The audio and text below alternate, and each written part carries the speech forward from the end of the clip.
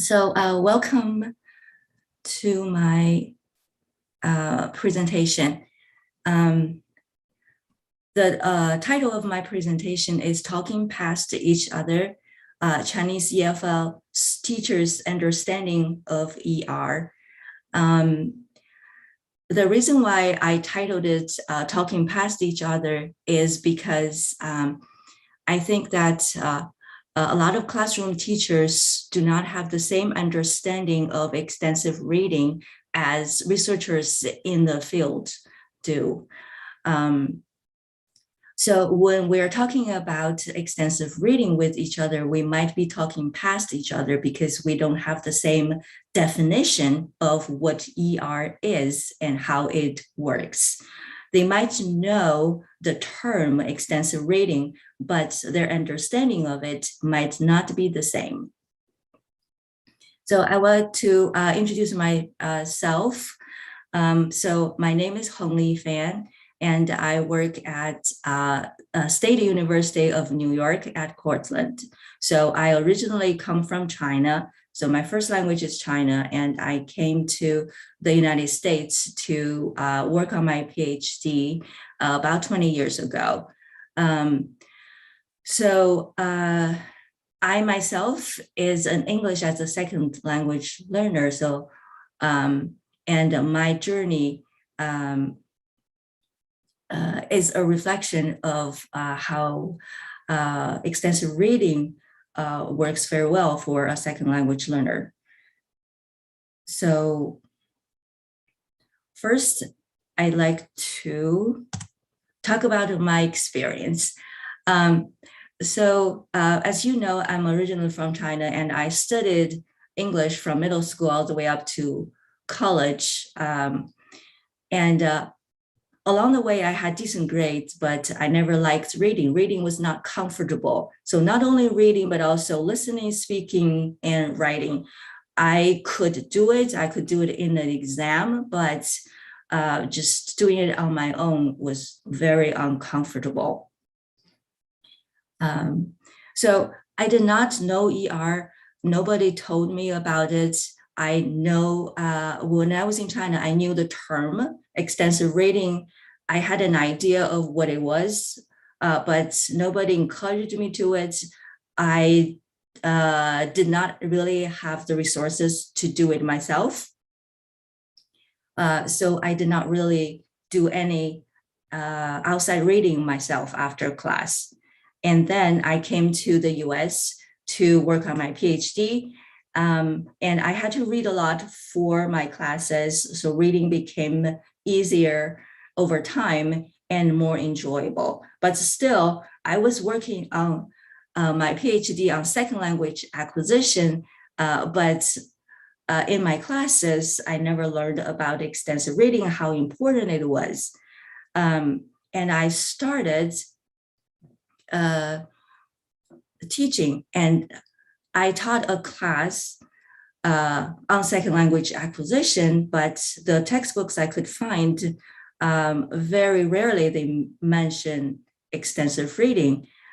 So basically, I just stumbled upon extensive reading all by myself just a few years ago, and I became very passionate about it.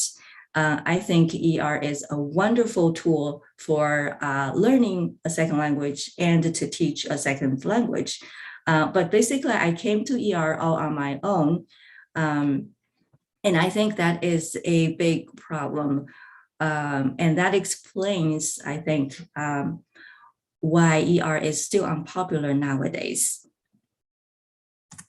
So basically, I did a study in China with college professors in China to investigate why is that ER is so unpopular still nowadays after years and years of research. As recently as 2020, We're in a Nation stated that the best thing teachers can do in a language program is to introduce ER in it. But they also pointed out that ER is still not mainstream. So ER is still not popular in language programs. And why are we not doing ER is a question that we ask in conferences like this. So why is that teachers in classrooms are not doing ER? And especially in China, it's almost absent. I'm very pleased to see that a lot of people, a lot of professors in China are doing ER in their classrooms. They are starting this movement. But I think overall, ER is quite unpopular in China, and also research in ER is very scarce, to say the least. So as I said, I did a study in China with college professors to answer the following questions. So the first research question is, what is Chinese professors' attitude toward ER? Do they think ER is beneficial? Do they think ER is very important? Second question, do Chinese professors understand what ER entails? Do they really know ER? Do they really think ER is reading easy and enjoyable books? And the third question is, do they implement ER in their classes? If so, how? So those are the questions I wanted to answer before I did the study. And before I talk to you about my study, I'd like to talk a little bit about English instruction in China at the college level. So basically, it is skill-oriented, and ER is in the central place. Intensive reading is at the central place, meaning that what we do mostly in classrooms is the teacher will go over each line explaining almost every single word, and they will also explain idiomatic expressions and especially grammar. So they will spend a lot of time working on every single sentence. So it's not normal reading.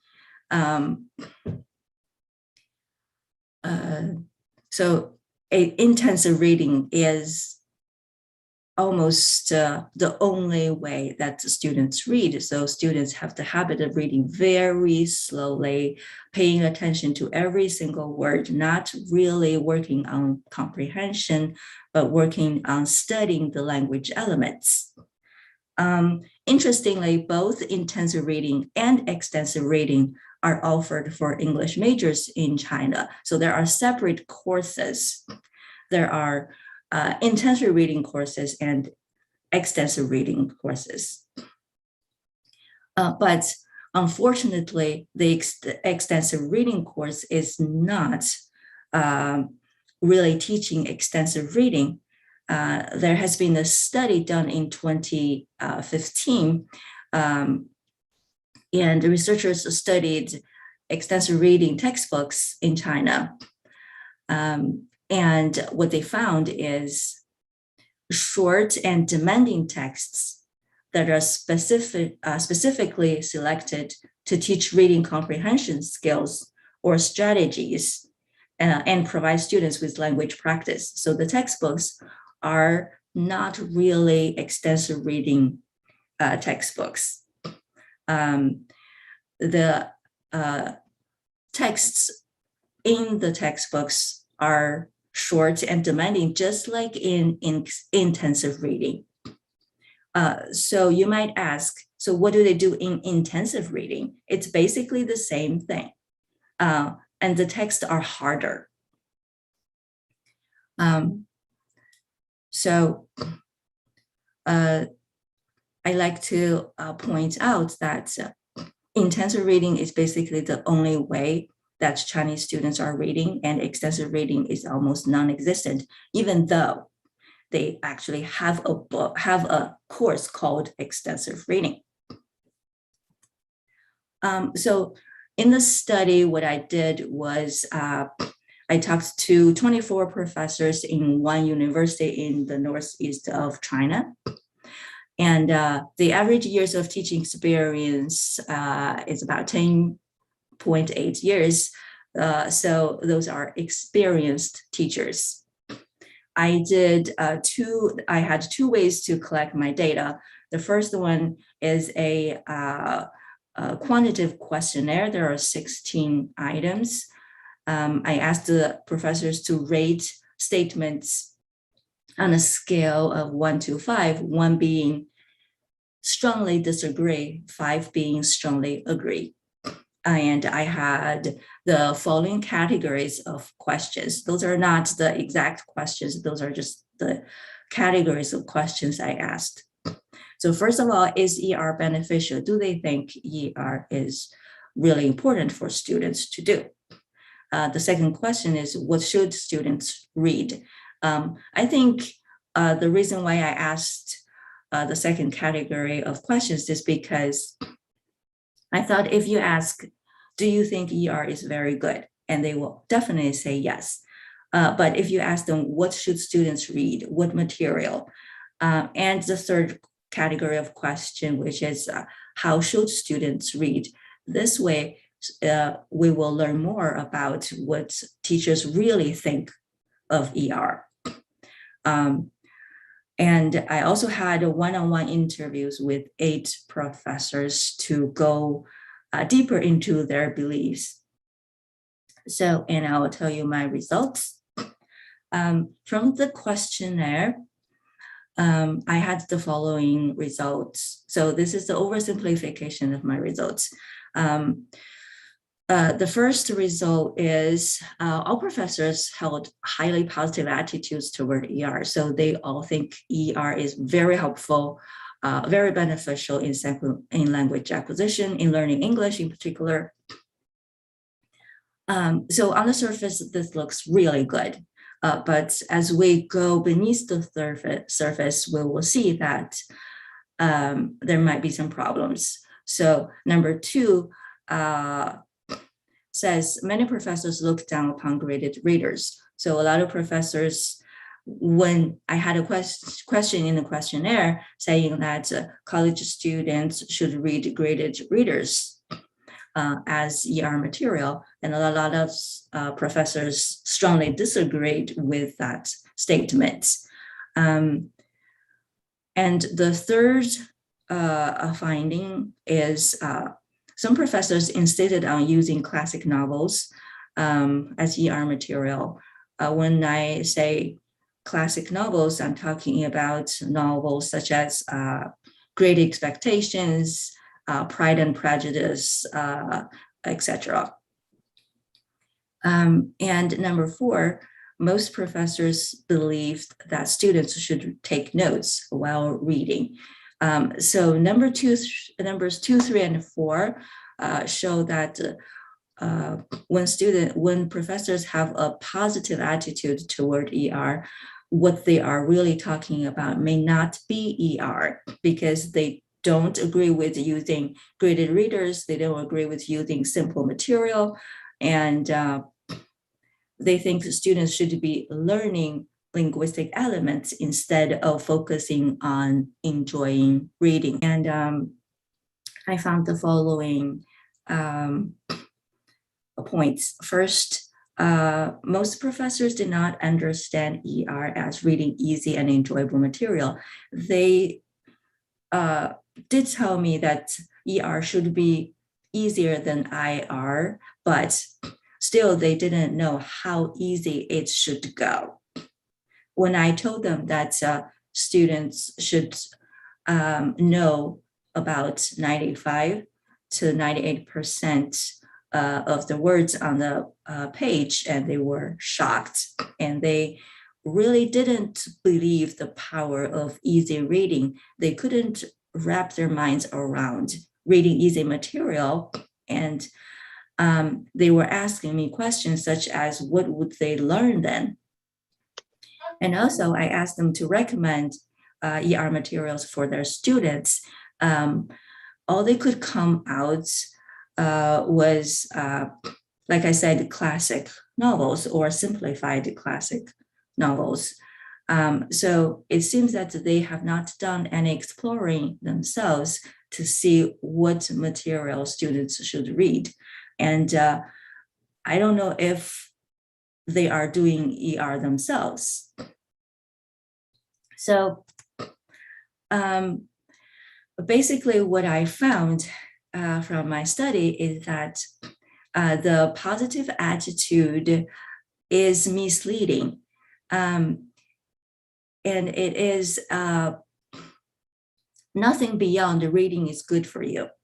So the professors in my study, they know the term extensive reading, but basically it stops there because they don't quite know what ER really is and how it works and why is reading easy material important. And they didn't know any research on extensive reading, and we can't really blame them for not knowing, because I myself did not know just a few years ago. And so I think that it's very important to have professional development workshops in which we really explain what ER is, how it works, and in which we disseminate research in extensive reading. And that's basically what I did when I was in China a couple of years ago. We had a workshop that lasted for a week in which I talked about research in ER, and I explained the theoretical background in ER. And I was very pleased to find that a lot of professors who attended my workshop were very excited, and they got books themselves to read. And because in China, when English is not really used outside of class, outside of professors' workplace, they want to use reading as a way to maintain and to improve their own proficiency level. And I hope that they will find reading enjoyable and therefore pass it on to their students. Thank you very much. That concludes my presentation. Great, thank you. There's 2 minutes left and there are no questions in the chat. Okay. I guess I could explain everything very well then. Yeah, great. Not a question, but I was going to say I can confirm everything you said is true. Oh, great. I was invited to give some presentations in Lanzhou and Xi'an on extensive reading. I'm the creator of a system called X Reading, and I usually give a presentation about extensive reading and then the system I developed. And when I started to say, I'm going to give you an introduction to extensive reading, they said, we already have courses on extensive reading. We've had them for years. Right. Great. I can skip that whole part of the presentation. I talked about X Reading, which is just an online library with that tracks extensive reading. We don't have, it's really just pure extensive reading. And afterwards, during the question and answer period, they were like, so how do you tell students which book to read? Like, oh no, it's a library. They choose which book. You know, that's the idea, right? In extensive reading. Oh, okay. Next question. So where are all the activities? Huh? Right. I was blown away that I realized, just as you said, they do have extensive reading courses, but they're basically intensive, and their intensive reading courses are almost like translation courses. Right. Correct. Yeah. Yes, exactly. I felt like I was reliving that moment when you were talking about your experience. Yes, exactly. That's why I started my study. I wanted to promote extensive reading. I think that extensive reading is just such a wonderful tool, and it's underutilized in classrooms, not only in EFL setting, but also in language teaching in general. Okay, sorry to cut in. Right. First, if we could give Hongli some applause on her presentation, her great presentation. Good job. Thank you. And if you want to talk about this more, you can go to the breakout rooms, please. Yeah, I'll join you in the breakout room if you're going there for a few minutes. Yes, I will. Thank you very much. Thank you.